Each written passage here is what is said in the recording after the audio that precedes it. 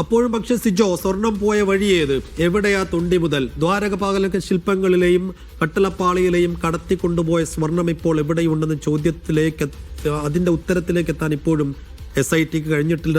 ഗോവർദ്ധനെയും പോറ്റിയെയും ഭണ്ഡാരിയും ഒരുമിച്ചിരുത്തിയൊക്കെ ചോദ്യം ചെയ്യുന്നുണ്ട്. ആ ചോദ്യം ചെയ്യൽ ഇനിയും തുടരുമോ? ഈ സ്വർണം പോയ വഴിയിൽ എന്തെങ്കിലും ഒരു ക്ലൂ, എന്തെങ്കിലും ഒരു സൂചന തന്നെയെങ്കിലും SITക്ക് മുന്നിൽ ഇപ്പോഴുണ്ടോ? ഈ ദ്വാരപാലക ശില്പവും അതോടൊപ്പം തന്നെ കട്ടിളപ്പാളിയും ചെന്നൈയിലെ സ്മാർട്ട് ക്രിയേഷൻസ് കൊണ്ടുപോകുന്നു.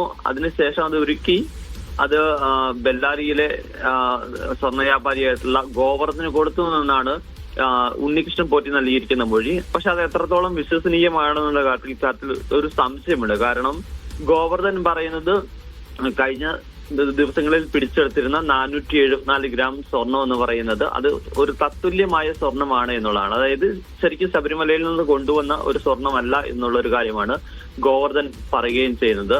അദ്ദേഹം സ്വർണം വാങ്ങി എന്നുള്ള കാര്യം സ്ഥിരീകരിക്കുന്നു. പക്ഷേ അപ്പൊ അത് ഗോവർദ്ധൻ അത് പറയുമ്പോൾ പ്രധാനപ്പെട്ട കാര്യം എന്ന് പറയുന്നത് അങ്ങനെയാണ് എന്നുണ്ടെങ്കിൽ ശബരിമലയിൽ നിന്ന് കൊണ്ടുവന്നിരിക്കുന്ന സ്വർണം എവിടെ എന്നുള്ളതാണ്. ഇന്നലെയാണ് ഉണ്ണികൃഷ്ണൻ പോറ്റിയെയും സ്മാർട്ട് ക്രിയേഷൻ CEO പങ്കജ് ഭണ്ഡാരിയെയും അതോടൊപ്പം തന്നെ സ്വർണം വാങ്ങിയെന്ന് പറയപ്പെടുന്ന ഗോവർദ്ധനെയും അന്വേഷണ സംഘം കസ്റ്റഡിയിലെടുക്കുന്ന ചില നിർണായകമായ വിവരങ്ങൾ ഇവരിൽ നിന്ന് ലഭിച്ചിട്ടുണ്ടെന്നാണ് നമുക്ക് ഇപ്പോൾ കിട്ടുന്ന വിവരം. എന്തായാലും ഇത് സ്വർണം എവിടെ കൊണ്ടുപോയി എന്നുള്ളതാണ് ഇവരിൽ നിന്ന് പ്രധാനമായും ചോദിച്ചറിയുക.